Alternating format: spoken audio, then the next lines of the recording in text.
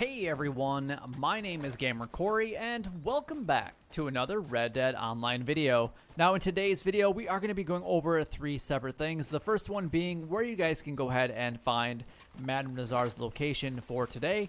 The second one being what are the different collection sets and their cycles. And last but not least, we're going to go over all of the daily challenges in extensive detail here in just a moment. Apparently my horse is absolutely scared of the springs up in Kotora Springs. But anyway, let's go ahead and show you guys exactly where you can go ahead and find Madame Nazar for today.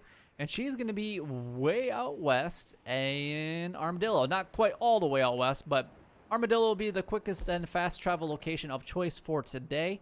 So this is the location that you're going to be able to find Madame Nazar. So definitely make sure that you guys are going there for certain things, especially if you're using some of the maps, like the collector maps and whatnot, because they are at a huge discount this week. So make your own way over there and you should be good to go. But if this is the only thing that you guys came here for today, then don't forget to like, comment, and subscribe down below.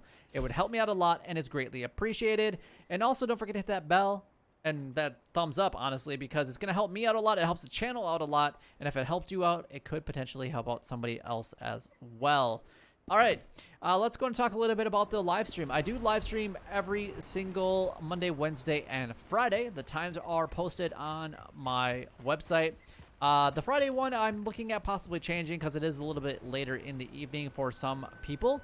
So I'm going to see what I can do about changing some of those, but I'm going to try to get them posted as best as I possibly can on my website, which is gamercorey.com. On the other days, I do try to live stream as well. That'd be Tuesday, Thursdays, Saturdays, and Sundays. So definitely make sure that you guys are checking out my website for that.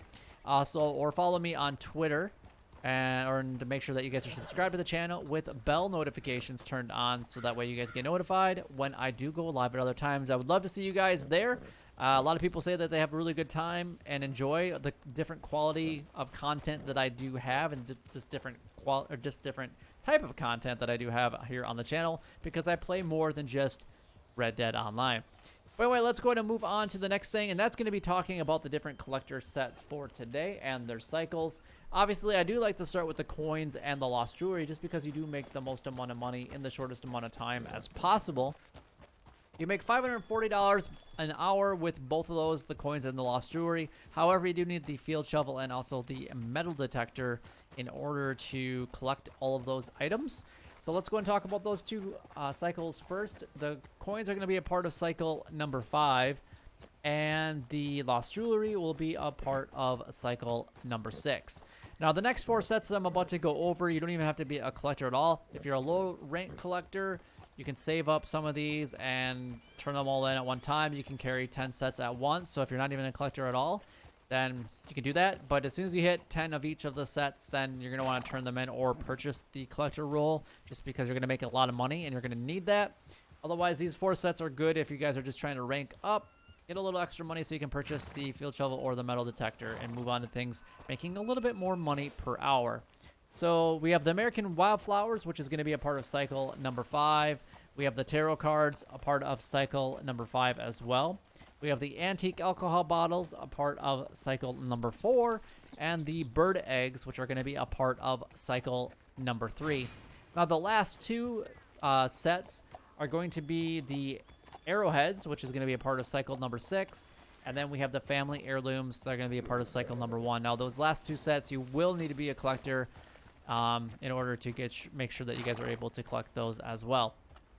I love just roaming the countryside here in Red Dead Online and just kind of exploring every little nook and cranny that you possibly can get yourself into. It's a great time. It's such a beautiful game, and unfortunately Rockstar has done such a terrible job at maintaining this and making it overall one of the best games out there. I think they missed the mark on that one by a long shot. But anyway, let's go and talk a lot about the daily challenges for today. Daily challenges are the best way, in my opinion, of generating a ton of gold each and every single day. You can earn up to 11 gold bars every single day, but you do need 2 requirements to make sure that that happens. Number 1, you have to have a 21-day streak of completing at least 1 daily challenge. And then the second one would be making sure that you guys have access to all of the roles that are available here in Red Dead Online and be at least a rank 10 in each of those roles as well. So there's going to be 19 total daily challenges that are available. You're going to earn up to 5 gold bars from the daily general challenges and 6 gold bars from the daily rule challenges. Now, everybody has the same daily general challenges, but depending on what rank you are, they might be slightly different role challenges, so definitely keep that in mind. So I'm going to go over what I believe are the easiest daily general challenges because everybody has access to those, but then we're going to get into what I believe are the easiest ones for the daily role challenges, so just in case you guys have those, then you have them. And there's always one daily challenge that you guys can go ahead and complete faster than it takes to actually log into Red Dead Online. So let's take a look at what that one might be for today. Visit Brandywine Drop. Now that's obviously going to be a very, very simple one. You just have to make your way north of Ansburg, put yourself in cinematic mode, or just fast travel over to Ansburg and make your way up into this area. If you're coming from, west, basically up here, and you go up this hillside, and then if you're coming from the east, go up this way. So it kind of just depends on which direction you're coming from, but the quickest fast travel location will be at Ansburg for that one. Very, very, very simple. Let's see what other easy ones I saw. Horse appearance updated. You just can go to any one of the stables and just update your horse appearance. As long as you change their appearance, then you're going to get this one. It will cost you a little bit of money in some cases, so definitely be willing to put a little bit of money into it to get that gold out of it. And the English mace picked is going to be another one that's going to be very, very simple, but that's going to be way down by Tumbleweed. So if you are going to make your way down over to Madame Nazar today, I like to personally go down to the Rio Bravo Plainview area, which is another location that can happen for Madame Nazar. But if you come down to this intersection right here, there's actually a spot right about here. There's one, I can't remember what side of the road it's on. It's either that side or that side, and then there's another spot like right here, and there's a few other locations. That's personally where I like to go. I know there is quite a few of them right behind Fort Mercer as well, so in this general area. So if you guys are right around with your eagle eye on, make sure that you guys are checking out that area to make sure that you guys are finding all the English mace that you possibly can. I think there is some right around Armadillo as well. So if you want to just randomly go around that area, then you might be able to find some around here also. All right, so let's go to move on to the next one. Geese skinned, I think, was one that I saw. Okay, perfect. The best place that I like to go for any type of geese is going to be actually in the Heartland Overflow. Now, the best time to do this is during the day. You'll actually get some that will fly early in the morning. You'll get some that will fly overhead, and then later going into the evening, you'll have some as well. But during the day itself, there's actually a whole bunch that are sitting right in this area right here. You'll find duck in this area and geese in this area. So that's where I like to go. If you guys have some better locations that you guys like to go to, but I can guarantee that you're at least going to get those 3 skin just right there. Or 2 skin. I thought it was 3. The next one is to jump from a horse onto a moving train. You can do this in wherever a train is at. Some of the best locations, in my opinion, are right around Valentine, Rhodes, and Saint Denis. But my favorite and all-time favorite place to do this one is actually down at McFarland's Ranch. So when you guys fast travel to this location, there's almost always a train going from east to west, and it's always coming into the station. If it's not there, just wait a little bit. If it's still not there, fast travel to Armadillo, and it might be at that location. If it's still not there, fast travel back. If it's still not there, you might just have to join another session at that point in time. It's pretty rare that I ever have to do that 3, so fast travel, fast travel, fast travel before it actually shows up. It's pretty rare. The last time I had to wait maybe 30 seconds, and a train finally was coming. So I happened to hear it off in the distance, and I was like, oh, that works very, very well. It does stop at that station, so you're going to have to wait till it either starts up again or when it's first coming into the station that you're going to want to jump from your horse onto that train, and then vice versa. The next one is to get 3-player headshots in Showdown. If you're not really a PvP player, then these 2 are definitely not going to be for you, but they are 2 different things. The Showdown, you could potentially get that in the Elimination Showdown as well if you're really good at getting the headshots. So just keep that in mind. Otherwise, you might have to do in the Elimination and getting in the top 3. I would say that for a majority of players that aren't really obviously into PvP or just getting into the game that aren't very good at PvP yet, this one specifically might be a little bit more tricky. It just kind of depends on who you're playing against, but then a lot of people just don't like PvP. So that is all the daily general challenges gone over and covered. If you guys do have any questions regarding them, then please leave a comment down below so that I can do my best to help you guys out, because if you guys don't ask the question, I can't help you guys out. But anyway, let's move on to the daily rule challenges. We have the Moonshine Bar Change Decor. You can do this one of two different ways. You can talk to Maggie for both of them. Number one, you can change the theme. If you've bought one of the themes in gold, just change it back to the free one, and you're going to be able to get that one completed. Otherwise, you can change like one of the paintings on the wall as long as you have the bar unlocked and not just the Moonshine business. But once you've unlocked that bar, you can just change a painting, and that should be just fine. And you can change it to whatever one you have already purchased. The next one is to have 2 drunken player interactions. So basically get drunk and then basically slap each other. I can never remember what button it is. It just kind of happens when I'm doing it. So I don't remember. I'm sorry, but I don't remember what button is on each of the consoles. But just start pushing some of the main buttons, and you should like slap your friend a little bit, and that's how you get that drunken player interaction.